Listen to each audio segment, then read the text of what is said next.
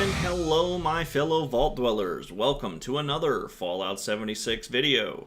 In today's video I am going to show you the fourth and last experience point circuit that I use for farming XP outside of Whitesprings. Now in today's video I'm going to show you a couple of different things, a couple of different tricks.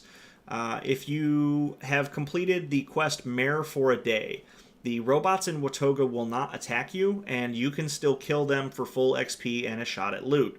I have not done that quest on this character yet, so they will be openly attacking me. So that will be one difference that you will see while I'm running through here, is that they will actively attack me.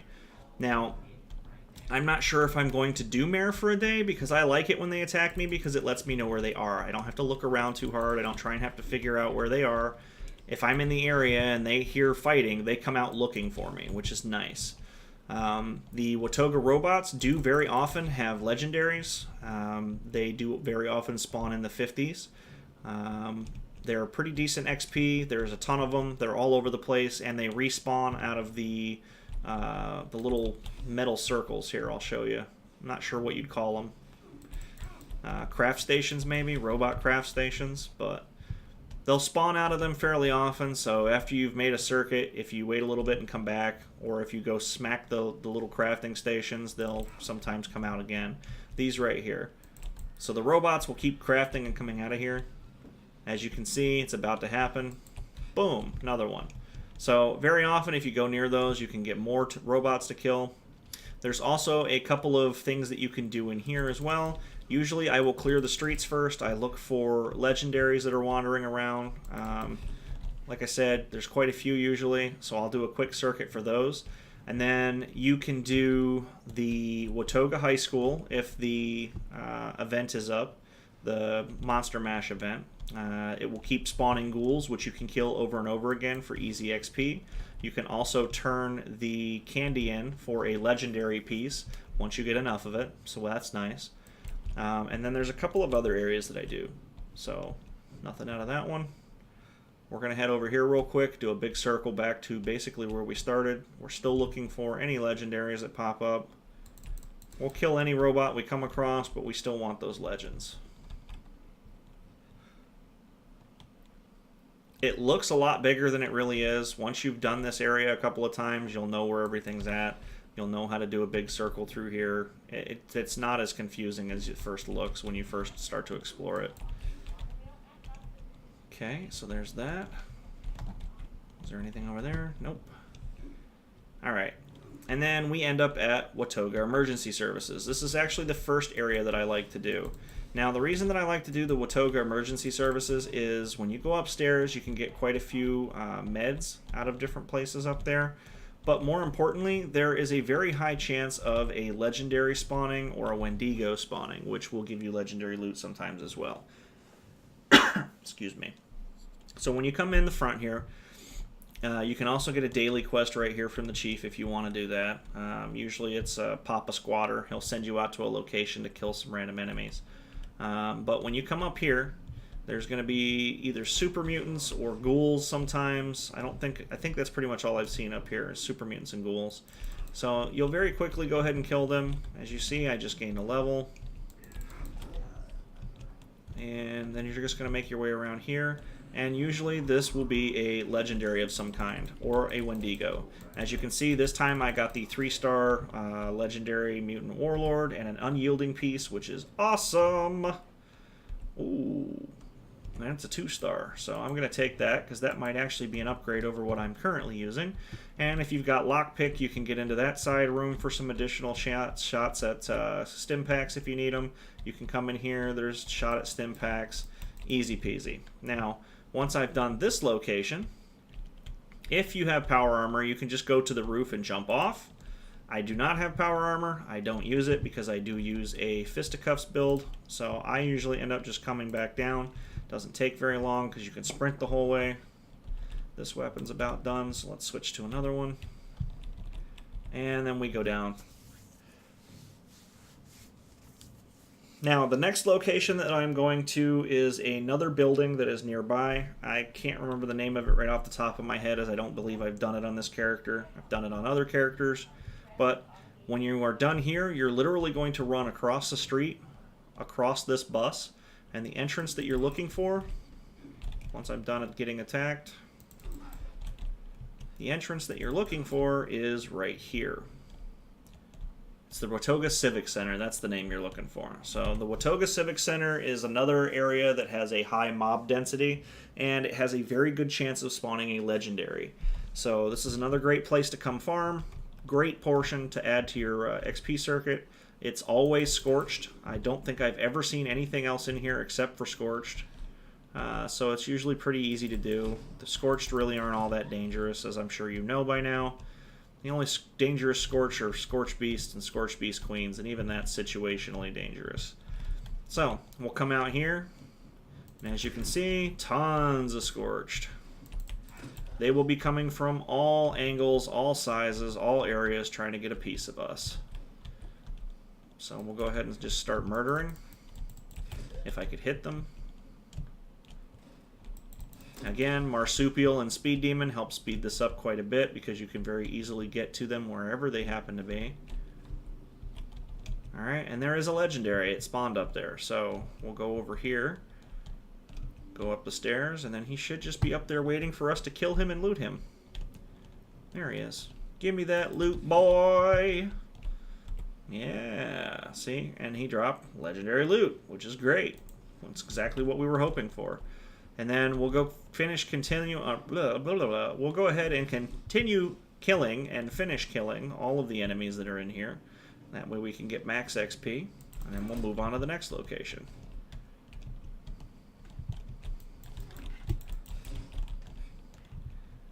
Alright. Okay. And that should be the last of them. I'm pretty sure that's all of them. I don't hear any more shots being taken at me. I don't see anything else moving. Oh, no, I take that back.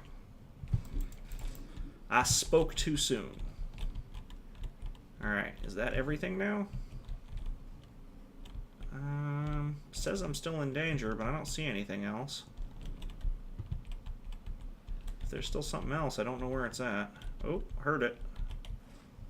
Something's shooting at me. Where are you shooting at me from? There he is. This area is a little tricky sometimes to find all the mobs so that you can fast travel. I believe I've got them all now. So now we're going to go to Glassed Caverns. Now, Glassed Caverns is an interesting location because it's one of the few locations in the game where you can spawn enemies on your own. And the way that you do that is by picking the ultracite veins that are inside the actual mine. I am not going to be fighting the Scorched Beast, as I do not have range to really handle it, so I'll just quickly run down inside.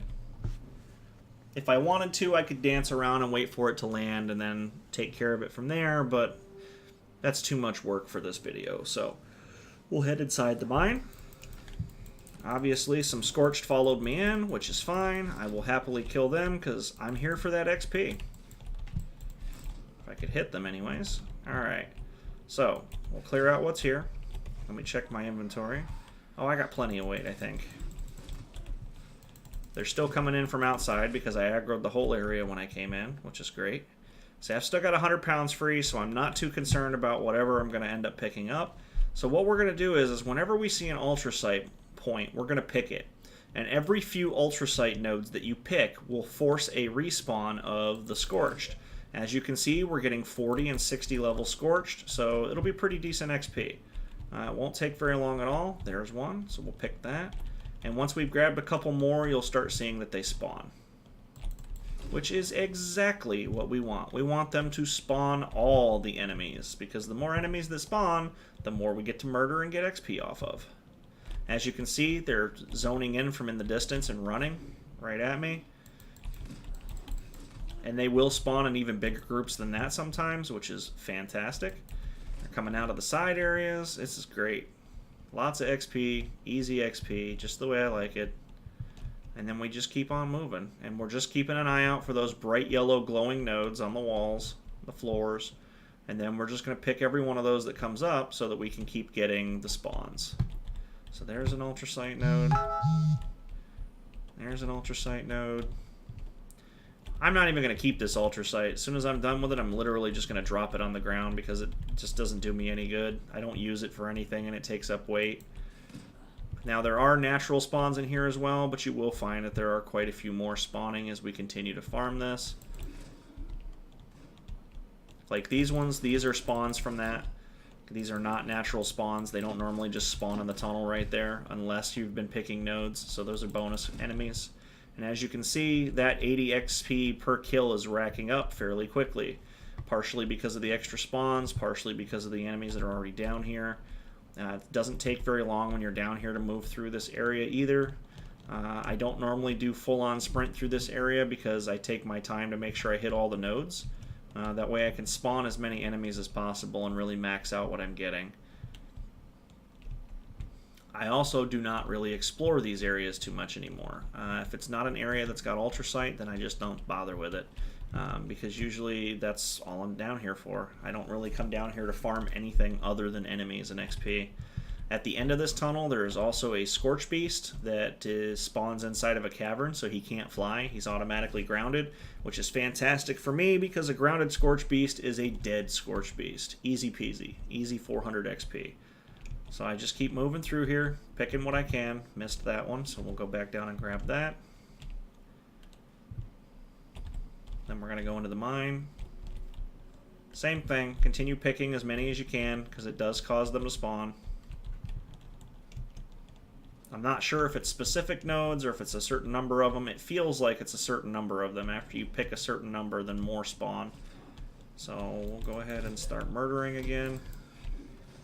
He's killing a Mirelurk over there for some reason. I want him. That's my XP. You can't have it.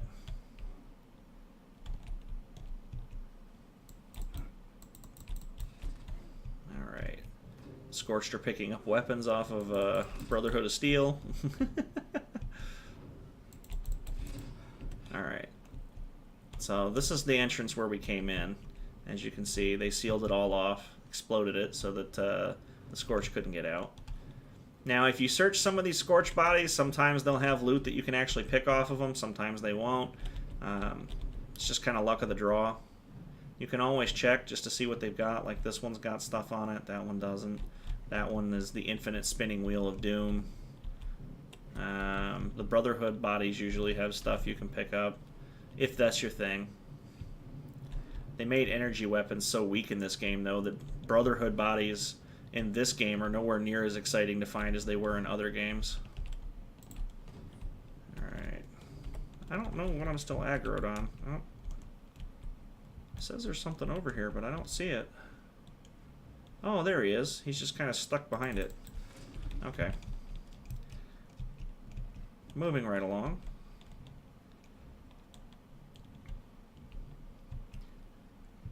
As you can see, this is kind of a long slog.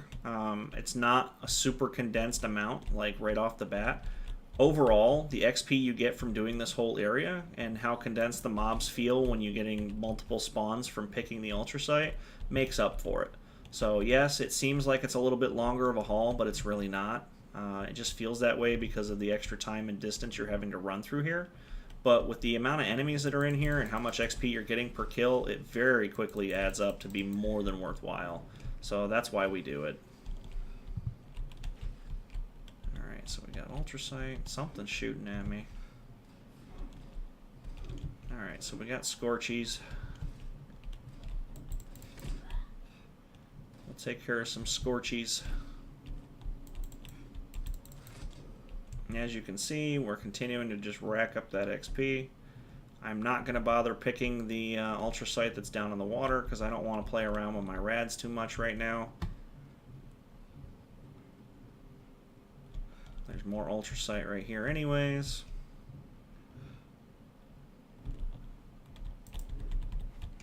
Okay. And we're just going to keep moving forward. Now, if you turn the ultrasight ore into ultrasight scrap, it sells for a decent amount to the vendors as well. As you can see, this Scorch Beast we were able to loot. As I was saying, some of the bodies you can, some of the bodies you can't. It's definitely worth checking them to see what's there. You never know what you're going to find on these guys. I found weapons for scrapping. I found armor pieces for scrapping. Stim packs, as you just saw, they're a great source for those. So this is also a great way to refill stim packs and other materials that you often use a bunch of. And because there's so many dead enemies all over the place, that you have a pretty good shot at looting. And there's the one that spawns that I was telling you guys about. It's a level 80 for me right now, and it is a leader. It's a boss for this location. And as you can see, because he can't fly, he spawns on the ground, stays on the ground. He is literally just an easy kill. It's free XP is all that is. So I take all that, finish him off, and then I'll grab the ultra sight over there to see if I can't spawn a few more scorched. And then we're almost done. This run is about done. You got these fog crawlers over here that have some loot on them. More ultra sight. Marine armor, which I'm still taking to scrap out. I still got a couple of mods I need on this particular character. Because eventually this character is going to be an all unyielding level 50 modded marine armor. It's going to take a lot of time and farming, but I'm pretty sure I can get where I need him to be. It's already going pretty quick. I got full set of unyielding fairly fast, so now it's just getting the ones that have the other mods that I want. Okay, I believe this one's the dead end. Nope, this is the exit. Okay, perfect. So we'll go ahead and run through here. I keep hitting something invisible. And this is pretty much the end of it. You can pick the ultra sight if you need it, but that's the end of that particular run. Now, as you saw, it was not as efficient as the first two runs, and even the Scorch Beast one was faster. However, there were a ton of enemies down here, there was no competition, and it did have a shot at other loot. So, if you found this video helpful, please smash that thumbs up button and subscribe to the channel, as I am putting out count them, 2. Yes, I know, 2 is a small number, but I'm infantry, that's as high as I can count. Videos every single day at 8 a.m. and 4 p.m. Eastern Standard Time. As always, if you have any questions, comments, concerns, or suggestions for future content, go ahead and leave it in that comment box down below, as I do read and respond to every single comment that I receive. Thanks for watching, and stay safe in the wasteland, guys.